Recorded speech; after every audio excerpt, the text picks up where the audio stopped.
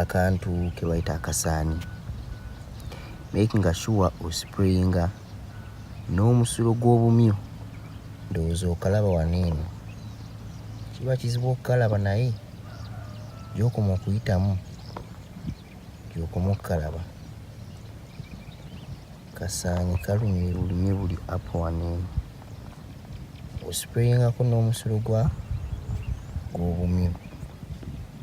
Kaakaawo ndowooza okalaba kakamafulaginga bulungi n'ekikoola nga tosobola kukalaba.